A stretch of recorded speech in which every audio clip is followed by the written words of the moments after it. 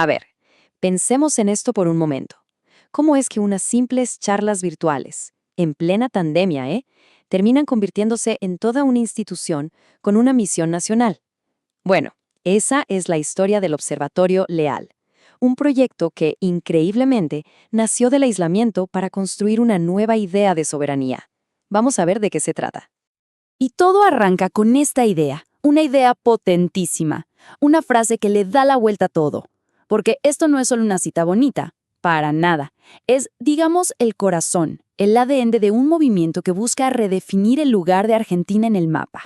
Pensar el sur no como el borde, no como la periferia, sino como el verdadero punto de partida. Ok, para entender bien cómo se dio todo este proceso, vamos a recorrer su historia en 5 etapas clave. Desde esa chispa inicial y cómo se forjaron las ideas, hasta su transformación en algo concreto, su misión y la visión que los mueve hoy en día.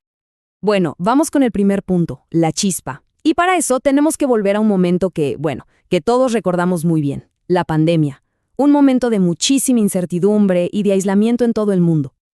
Pero fíjense qué interesante lo que pasó. En medio de esa amenaza, de ese encierro, surgió una respuesta. Y se dio esta dualidad increíble. Por un lado, el aislamiento físico que nos separaba. Y por el otro, una especie de resistencia cultural que nacía en reuniones virtuales. De repente, esos espacios digitales se volvieron un refugio para pensar, para debatir. Y ojo, no eran simples reuniones por Zoom, no. Se les empezó a llamar el faro austral. Y la metáfora es perfecta, la verdad. Pensemos en un faro, una luz que guía en medio de la oscuridad. Bueno, esa era la idea, ser una referencia, un punto de encuentro para las ideas, en un momento donde todo era confusión.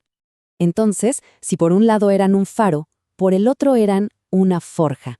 Una especie de taller donde las ideas no solo se discutían, sino que se moldeaban, se trabajaban. Aquí es donde realmente se empezó a construir el núcleo duro de su pensamiento.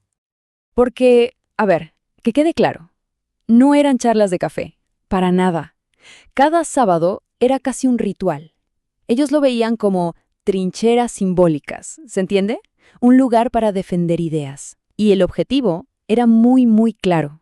Crear una doctrina, una forma de pensar la soberanía del país, para hacerle frente al colonialismo y a esa tendencia a olvidar la propia historia.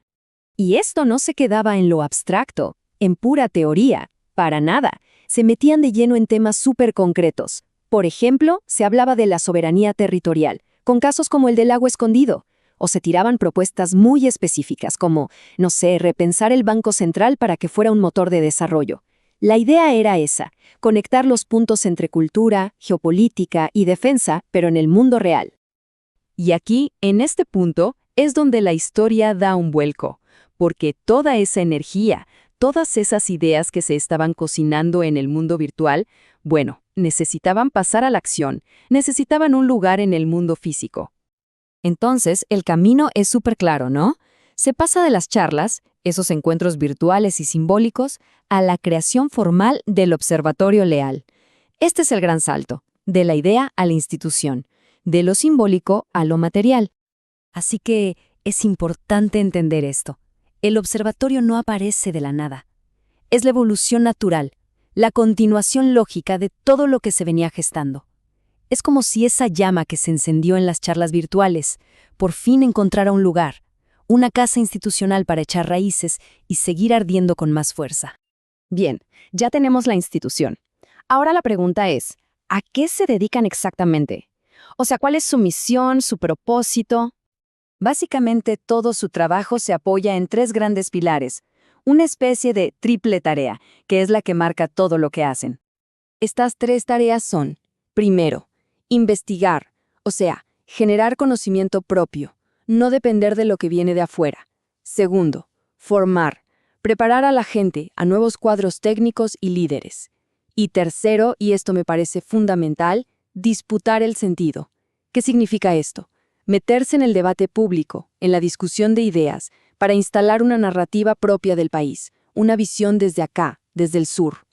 Y no es que hablen de soberanía en general, no, se enfocan en áreas súper estratégicas. Por ejemplo, la soberanía marítima. clave para un país con miles de kilómetros de costa. También la soberanía alimentaria, la energética y, por supuesto, la cultural, porque al final del día, la identidad, quienes somos, también es una forma de ser soberanos. Y el nombre Jorge Edgar Leal tampoco es al azar, ¿eh? Para nada. Es un homenaje al general Leal, una figura importantísima en la historia de la presencia argentina en la Antártida. Y con esto mandan un mensaje muy claro. Para ellos, defender el territorio no es una cosa del pasado, no es nostalgia, es una estrategia vital, para hoy y para el futuro. Bueno, llegamos al final. ¿Cuál es la visión de fondo? ¿Cómo se ven a sí mismos en el mundo de hoy que es tan, pero tan complejo? Esta frase de su manifiesto lo dice todo, ¿no? El cambio civilizatorio ha dejado de ser futuro para convertirse en urgencia inmediata. Hay una sensación de ahora, de que los grandes cambios del mundo no son algo que va a pasar, sino que están pasando ya, en este preciso momento, y que hay que actuar. Entonces, en resumen, ¿qué es el observatorio? Ellos se ven como un instrumento de liberación. Su gran objetivo es ser un puente. Un puente entre la teoría y la acción, entre la memoria histórica y una doctrina que sirva para el hoy, y entre la cultura y una herramienta que realmente impulse un proyecto de país. Y todo esto nos deja con una pregunta flotando en el aire. Una pregunta que es, en el fondo, el gran desafío de este proyecto. ¿Cómo se hace para que la historia, la memoria de un pueblo, no sea algo que está en un museo juntando polvo? ¿Cómo se la convierte en una guía viva, en algo útil para construir el futuro? Bueno, esa es la pregunta que el Observatorio Leal busca responder día a día.